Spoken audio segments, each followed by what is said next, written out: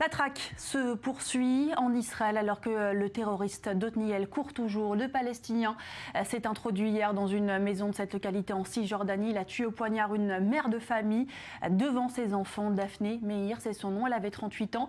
Elle a été inhumée aujourd'hui à Jérusalem. Sur place, la correspondance de Mel Benoniel.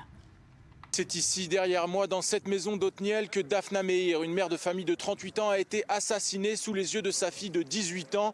C'est d'ailleurs cette dernière qui a informé l'armée de cette attaque au couteau, alors que 3 autres de ses enfants se trouvaient aussi à l'intérieur de la maison. Daphna Meir s'est battue pendant plusieurs minutes contre son assaillant, alors que ce dernier la poignardait à mort. Ce matin, cette implantation israélienne du sud de Hébron, en Cisjordanie, est en deuil. Les funérailles de cette infirmière de profession auront lieu ce matin à 11 h au cimetière de Givat Shaoul à Jérusalem. Le cortège partira d'Otniel d'ici 9 h. De son côté, le terroriste, un ouvrier palestinien qui travaillait à l'intérieur de l'implantation, a réussi à prendre la fuite vers des localités palestiniennes voisines. De nombreuses forces israéliennes le recherchent toujours à l'heure actuelle. Cette nouvelle attaque est la première perpétrée dans une maison depuis le 1er octobre 2015 et le début de ce que certains appellent l'intifada des couteaux. Elle porte à 28 le nombre de victimes israéliennes.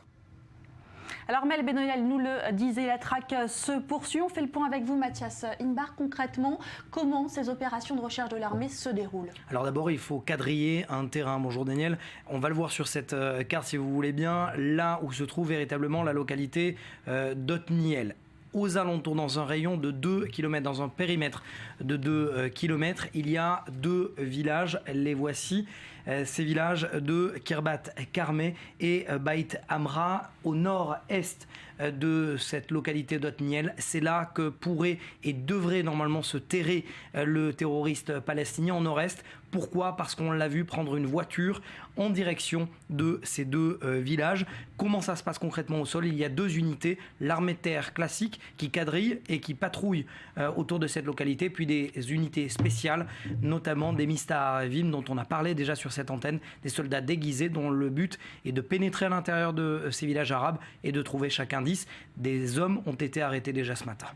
Alors, autre réaction, c'est celle des responsables du Conseil de la région. Ils ont décidé de fermer leurs portes aux ouvriers palestiniens. Est-ce que c'est une mesure qui peut être efficace quand on sait que le village n'a aucune barrière de sécurité? Oui, c'est l'un des seuls, d'ailleurs, Daniel, à ne pas posséder de clôture de sécurité. Ils ont préféré mettre le budget dans des caméras de surveillance. C'est d'ailleurs ce qui a permis de savoir déjà comment est habillé le terroriste, dans quelle direction il est parti, il s'est enfui. Cela dit, cela ne résout pas tous les problème. D'ailleurs, le chef de la... C'est une mesure qui peut faire polémique également. C'est une mesure qui peut faire polémique, bien sûr, parce que aujourd'hui, d'un côté, on empêche des travailleurs palestiniens de venir travailler, de l'autre, on crée aussi une certaine frustration du côté de ces travailleurs palestiniens, dont la seule finalement source de revenus, c'est de travailler dans ces implantations. Il faut le savoir que le terroriste travaillait dans cette implantation, a profité du fait que tous ses acolytes soient sortis en dehors de l'implantation. Il est resté, il s'est caché derrière un mur du chantier dans lequel il travaillait, d'une maison mitoyenne de celle de Daphna Meir. Il faut savoir que, dernière mesure que je viens de recevoir, le chef de la division militaire du Gush Etzion vient de prendre la décision. Il demande à tous les travailleurs palestiniens de quitter les implantations du Gush Etzion. Alors, le piège aussi de la punition collective, toujours cet équilibre difficile à trouver. On va parler d'une autre attaque, ça s'est passé ce matin à Tekoa. Cette fois-ci, c'est une femme enceinte qui a été poignardée. Oui, et d'ailleurs, j'ai pu converser il y a moins d'1 heure avec le mari de cette femme, Daniel, qui m'a confirmé d'ailleurs que son état est jugé sérieux, mais toujours stable. Et les médecins auraient réussi, et c'est peut-être la bonne nouvelle, la seule bonne nouvelle de ce matin, à sauver son fœtus à l'hôpital Shaare Tzedek de Jérusalem.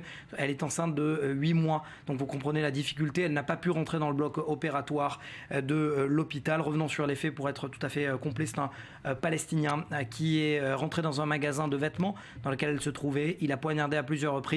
Des cris s'en suivent. C'est là qu'il se fait neutraliser par l'un des habitants de la zone industrielle de Tekoa. Tekoa, c'est à l'extrême sud de Jérusalem, qui jouxte le quartier de Hachoma dans la capitale. Ce dernier est lui aussi transféré. Il souffre de plusieurs blessures par balle. Deuxième attaque en moins de 48 heures d'un Palestinien dans une implantation de Cisjordanie. Voilà, la vague de terreur qui reprend de plus belle après une relative accalmie. Merci Mathias Inbar pour ce décryptage.